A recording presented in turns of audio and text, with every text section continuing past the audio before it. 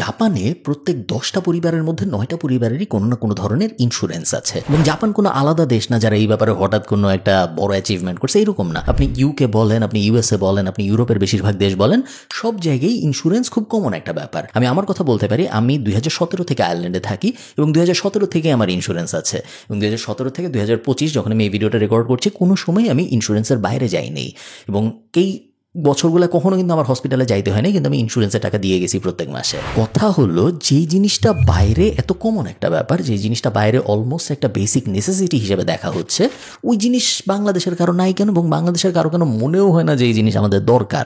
আমি মোটামুটি নিশ্চিতভাবে বলতে পারি যে আপনার পরিবারের কারো কোনো ইন্স্যুরেন্স নাই, আমার পরিবারের বেশিরভাগ মানুষেরই ইন্স্যুরেন্স নাই, এবং শুধু যে নাই তা না, ইন্স্যুরেন্স যে লাগতে পারে এই চিন্তাও আমাদের মাথার মধ্যে কখনো আসে নাই। কাহিনীটা কি? এই ভিডিওতে আমরা লাইফ ইন্স্যুরেন্সের ব্যাপারে যা কিছু আছে বাংলাদেশে সবকিছু একদম খুব ক্লিয়ারলি বোঝার চেষ্টা করব এবং এই ভিডিওর পরে আমরা একটা ডিসিশন নিতে চেষ্টা করব একসাথে যে আদৌ আপনার আমার লাইফ ইন্স্যুরেন্স নেওয়া উচিত নাকি। চলুন শুরু করা যায়। আজকের ভিডিওর স্পন্সর খুবই ন্যাচারাল ম্যাচ, সেটা হলো শান্তা লাইফ ইন্স্যুরেন্স। দেখেন, বাংলাদেশের জিডিপির মাত্র 0.4% আসে ইন্স্যুরেন্সের প্রিমিয়াম থেকে। এই বাস্তবতার মধ্যেই শান্তা হোল্ডিংসের একটা অঙ্গ সংগঠন শান্তা লাইফ ইন্স্যুরেন্স ওদের কাজকর্ম শুরু করছে। ওদের লক্ষ্য সিম্পল, বাট আমি বলবো লক্ষ্য অনেক কঠিন। কিছু কাজ থাকে না যে কঠিন বাট সিম্পল, এই কাজটা ওরকম একটা কাজ।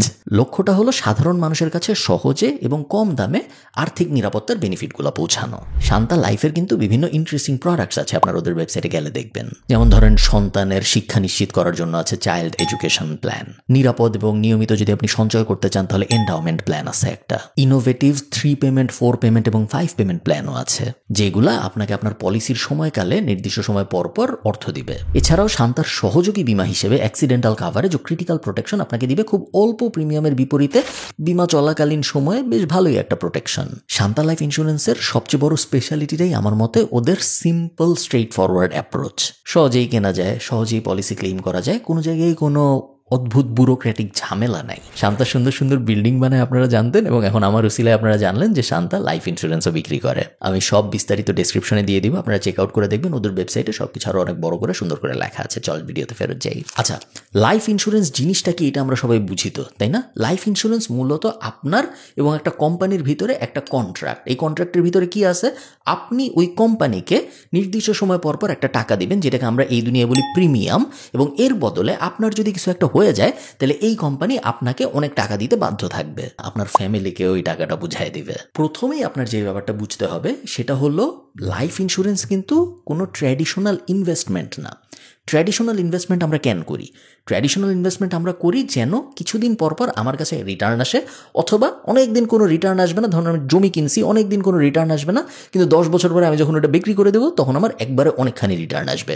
ওগুলো হলো ট্র্যাডিশনাল ইনভেস্টমেন্ট। বাট আমি যখন একটা ইন্স্যুরেন্স কিনতেছি, ইন্স্যুরেন্স কিন্তু আমি ইমিডিয়েট কিছুদিন পর পর টাকা ফেরত পাবো এই জন্য কিনতেছি না। লাইফ ইন্স্যুরেন্স করা হয় মূলত আমার যদি কিছু হয়ে যায় তাহলে আমার ফ্যামিলি, আমার বউ, আমার বাচ্চা কাচ্চা, আমার জামাই, আমার বাপ মা, এরা যেন ঠিক থাকে এই জন্য। আমি মনে করি লাইফ ইন্স্যুরেন্স সবচেয়ে বড় যে বেনিফিটটা দেয় সেটা হলো সময়ের সুবিধা। এটা আমি একটু ভেঙে বলি তাহলে আপনাদের বুঝতে সুবিধা হবে। যখন একটা পরিবারে কোনো অ্যাক্সিডেন্ট ঘটে তখন খুব বাজে একটা ব্যাপার হয়। ধরুন ওই পরিবারের কর্মক্ষম ব্যক্তির সাথে যদি কোনো অ্যাক্সিডেন্ট হয়, তখন সেই পরিবারের বাচ্চাদের স্কুল থেকে শুরু করে বয়স্ক বাবা মায়ের চিকিৎসা সব কিছুতেই ইমিডিয়েটলি একটা বিপদ নেমে আসে। এই মানুষগুলার একটু সময় দরকার হয় সবকিছু আবার নতুন করে গোছানোর জন্য, এবং স্কুলের বেতন বা বাজারের খরচ এগুলো তো অপেক্ষা করে না, এগুলো ইমিডিয়েটলি লাগে। সো সময়টা পাওয়া যায় না। লাইফ ইন্স্যুরেন্স যে ব্যাপারটা করে, ওই লাইফ ইন্স্যুরেন্সে যে টাকাটা পাওয়া যায় সেই টাকাটা এই পরিবারটাকে 2 বছর, 5 বছর, 10 বছরের একটা টাইম দেয় যে আপনার স্কুলের বেতন বন্ধ হয়ে যাবে না, আপনার বাজার করার সমস্যা হবে না, আপনার হসপিটালের বিল বন্ধ হয়ে যাবে না, আপনি আস্তে আস্তে আবার আপনার লাইফ গুছান, আপনি যেন আগামী 5 বছর চলতে পারেন বা আগামী 10 বছর চলতে পারেন, ওই জন্য এই টাকাটা আপনি এখন ইউজ করতে পারেন। সো এইভাবে কেউ দেখে না, বাট আমার মতে লাইফ ইন্স্যুরেন্সের মেইন বেনিফিটটাই এটা পরিবারটাকে সময় দেয় সবকিছু আবার গোছানোর জন্য। আচ্ছা, ইন্স্যুরেন্স কিন্তু ওই এক ধরনেরই হয় না, বিভিন্ন রকমের ইন্স্যুরেন্স হয়। হসপিটাল কাভারেজ খুব কমন একটা ইন্স্যুরেন্স, মেডিকেল ইন্স্যুরেন্স, যেটা অনেক মানুষ করে। মেডিকেল ইন্স্যুরেন্স কিন্তু 2 ধরনেরই হয়, আইপিডি, ওপিডি। সো আপনি হসপিটালে গেছেন, একটা চিকিৎসা নিয়ে বের হয়ে আসছেন, ওটার জন্য ইন্স্যুরেন্স হয়। আবার আপনি হসপিটালে ভর্তি হয়েছেন, ওটার জন্য আলাদা ইন্স্যুরেন্স হয়। যেইভাবে ক্রিটিক্যাল ইলনেসে পড়তেছে মানুষজন, আমার কাছে পার্সোনালি বেশ বড় একটা রিস্ক মনে হয় যদি ইন্স্যুরেন্স না থাকে কারো। আবার দেখুন, যেহেতু মানুষের লাইফ এক্সপেক্টেন্সি বাড়ছে, দেখেন আমি রিটায়ার করবো 60 বছর বয়সে, কিন্তু লাইফ এক্সপেক্টেন্সি কিন্তু 74। এই 14 বছর বয়সের লাইফ স্ট্যান্ডার্ড মেনটেন করে চলারও কিন্তু বিভিন্ন ধরনের ইন্স্যুরেন্স আছে। এখন আপনি আমাকে বলতে পারেন যে ইন্স্যুরেন্স যদি এত মধুই হয় তাহলে বাংলাদেশের সবাই ইন্স্যুরেন্স কিনে না কেন? এখানে আমার কিছু অবজারভেশনস আছে এই ইন্ডাস্ট্রিটার ব্যাপারে। 1 নম্বর অবজারভেশন হলো, মানুষ বাংলাদেশে পুশ সেলিং পছন্দ করে না। একজন আপনার দরজায় হঠাৎ করে নক করা বা একজন আপনাকে ফোন দিয়ে বললো যে ভাই ইন্স্যুরেন্স কিনেন, ভাই ইন্স্যুরেন্স কিনেন, না আপনার কিনতেই হবে, কিনবেন না কেন, আগামী সপ্তাহে আসবো নাকি, পুশ সেলিংয়ের কনসেপ্টটা বাংলাদেশের মানুষ ঠিক পজিটিভলি নেয় না। এবং এই কারণেই যেসব কোম্পানি পুশ সেলিং করে, যতই তাদের প্রোডাক্ট বা সার্ভিসেস ভালো হোক, just by the nature of their style of marketing ওই কোম্পানিগুলো একটা নেগেটিভ অ্যাসপেক্ট পায় বাংলাদেশের মার্কেটে। এটা কেন হয় আমি জানি না, বাট এটা হয়, এটা আমি জানি। সেকেন্ড রিজন আমি বলবো, যেটা খুব বড় একটা রিজন, সেটা হলো আমাদের ভবিষ্যৎ নিয়ে অর্গানাইজড ফাইন্যান্সিয়াল চিন্তাভাবনা খুবই কম। আমরা সবসময় কোনো একটা কারণে ভাবি যে যা হয় হবে, আরে কিছুদিন পরে দেখবো, আরে দূর আমার কিছু হবে না, ওই অ্যাঙ্গেলে আমরা সবসময় চিন্তা করি। ভবিষ্যতের জন্য যে প্ল্যান করা জরুরি, আমি একটা এক্সাম্পল দিই আপনাদের। আমি প্রত্যেক মাসে 4000 ইউরো একটা প্রাইভেট পেনশনে দেই এখন, এবং এই জিনিস আমি আগামী 30-35 বছর দিতে থাকবো। আমি কি জানি আমি আগামী 35 বছর পর্যন্ত বাঁচবো? বাট ভবিষ্যতের জন্য পরিকল্পনা করা জরুরি, এবং এই পরিকল্পনার অংশ হিসেবে আমি এই জিনিসটা করি। ভবিষ্যতের জন্য যে সুন্দর করে গুছায় পরিকল্পনা করা সম্ভব, যেন আমার যখন শেষ বয়সের দিকে চলে আসবো, 60 হবে, 65 হবে, 70 হবে, আমি অন্য অনেক মানুষের উপর ডিপেন্ডেন্ট হয়ে থাকবো না, আমি নিজের মতো করে চলতে পারবো।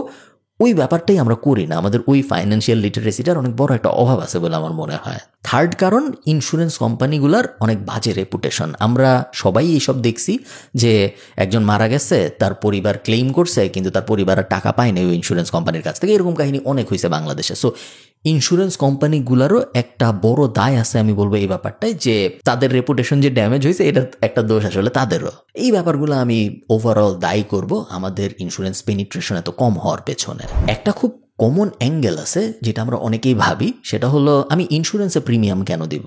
আমি এর বদলে ইন্স্যুরেন্সের প্রিমিয়ামে যে 2000 টাকা দিতাম, সেই 2000 টাকা আমি ব্যাংকে যায় জমাই, একটা ফিক্সড ডিপোজিট করি, একটা সঞ্চয়পত্র করি, একটা ডিপিএস করি, এবং তারপরে আমি মাসে মাসে 2000 টাকা করে ওই ব্যাংকে দিতে থাকবো। যখন ইচ্ছা আমি টাকা উঠাইতে পারবো, ওর উপর আবার ইন্টারেস্টও আসবে, সেই ইন্টারেস্টের টাকাও আমি পাবো, লাভ আর লাভ। বাট ব্যাপারটা আসলে ওইরকম না। পুরা জিনিসটায় যে বেসিক সমস্যাটা আছে সেটা হলো আপনি ধরেই নিছেন যে আপনি প্রত্যেক মাসে এই জিনিস করতে পারবেন।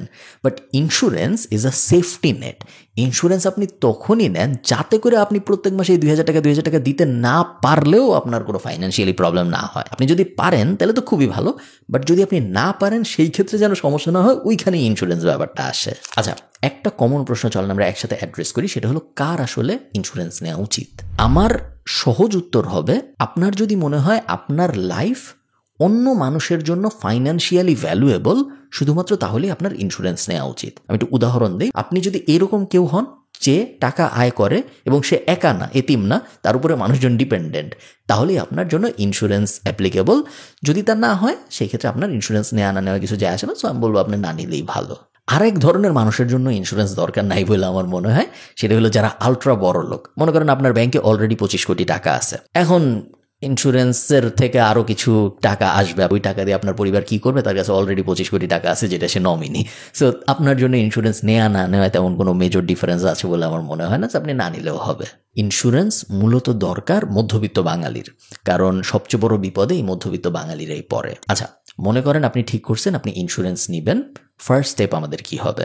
ফার্স্ট স্টেপ হলো, ইন্স্যুরেন্সের বিভিন্ন ধরন আছে এবং এই প্রত্যেকটা ধরন সম্পর্কে একদম বোঝা মনোযোগ দিয়ে। ইন্স্যুরেন্স নেওয়ার সময় আমি বলবো সবচেয়ে বড় যেই ব্যাপারটা আপনার মাথায় রাখা উচিত, সেটা হলো কোনো উচ্চাভিলাষী ইন্স্যুরেন্স না নেওয়ার। কারণ আপনি যখন উচ্চাভিলাষী কোনো ইন্স্যুরেন্স নেবেন, তখন আপনার মাসিক প্রিমিয়াম অনেক বেশি হবে, এবং এই মাসিক প্রিমিয়াম আপনি শুরুর দিকে হয়তো দিতে পারবেন, কিন্তু কখন আপনার জীবন বদলায় যায়, কখন কি কাহিনী হয়, এটা তো আপনি জানেন না।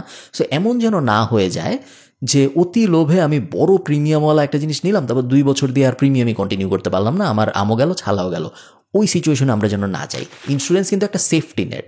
সেফটি নেট থাকতে হবে, বাট সেফটি নেট যে অসংখ্য একদম বিশাল বড় একটা সেফটি নেট হইতে হবে, ওটা জরুরি না। সো আমি বলবো খুব বুঝে শুনে নেবেন যেন আপনার প্রিমিয়াম খুব বেশি না হয়। আইডিয়াল হইলো এমন একটা প্রিমিয়াম সিলেক্ট করা যেটা প্রত্যেক মাসে দিতে আমার গায়ে লাগবে না, আমি টেরও পাবো না এটা চলে যাচ্ছে, এবং এটা চলে যাওয়া আমার রেগুলার লিভিং স্টাইলে কোনো পরিবর্তন আসবে না। আচ্ছা, ইন্স্যুরেন্স কোনটা নেবেন এবং কীরকম প্রিমিয়াম দিবেন এটার বিষয়ে আপনার যখন একটা বেসিক আন্ডারস্ট্যান্ডিং হয়ে যাবে, এর পরের স্টেপ হবে কোনো একটা এক্সপার্টের সাথে কথা বলা। আপনি যদি Shanta life insurance for example ওদের ওয়েবসাইটে যান, সেই ক্ষেত্রে আপনি দেখবেন যে ওয়েবসাইটে এক্সপার্টদের সাথে কথা বলার অপশনস আছে, ওখান থেকে আপনি সিলেক্ট করতে পারেন, আপনি সরাসরি চলেও যেতে পারেন, কোনো সমস্যা নাই। মূল কথা হলো একজনের সাথে কথা বলা এবং তারপরে ঠিক যেভাবে ব্যাংকের অ্যাকাউন্ট খুলে ওইভাবে ইন্স্যুরেন্সের অ্যাকাউন্টও খুলতে হয়, নমিনির ডিটেল দিতে হয়, এনআইডি দিতে হয়, ফর্ম ফিল আপ করতে হয়, তেমন কোনো জটিল ব্যাপার না। আপনি খুব সহজেই একদিনের কয়েক ঘন্টা করে ফেলতে পারবেন ব্যাপারটা। একটা ব্যাপার আমি আপনাদেরকে একটু মনে করাই দিই, এই ব্যাপারটা করা জরুরি। যেই দিনই আপনি ইন্স্যুরেন্স নেবেন, লাইফ ইন্স্যুরেন্স, আপনি বাসায় আসবেন, বাসায় এসে যিনি ওই ইন্স্যুরেন্সের বেনিফিশিয়ারি, সো আপনার হাজব্যান্ড, আপনার ওয়াইফ, আপনার বাচ্চা কাচ্চা, যেই ওটার বেনিফিটটা পাবে, তাকে আপনি পুরো ডিটেলটা বুঝাবেন মনোযোগ দিয়ে। মনোযোগ দিয়ে বোঝানো বলতে কি বুঝাই, কিভাবে কোথা থেকে ইন্স্যুরেন্স নিছেন আপনি, কত টাকা আপনি প্রিমিয়াম দিবেন, উনি কিভাবে আসলে এই টাকাটা ক্লেইম করবে, কোথায় ওনার যাইতে হবে, কোন ফর্ম ফিল আউট করতে হবে, সব কিছু আপনি বুঝাবেন মুখে। এবং এই জিনিস শুধু যে ইন্স্যুরেন্সের জন্য করতে হবে এটা আমি বলি না, এটা আপনার ফিক্সড ডিপোজিটের জন্য খুব খুব ইম্পর্ট্যান্ট। আপনি যদি cryptocurrency, stock market, bond market এইসব জিনিসে থাকেন, প্রত্যেকটার জন্য এরকম ক্লিয়ার একটা ফাইল থাকা অত্যন্ত জরুরি।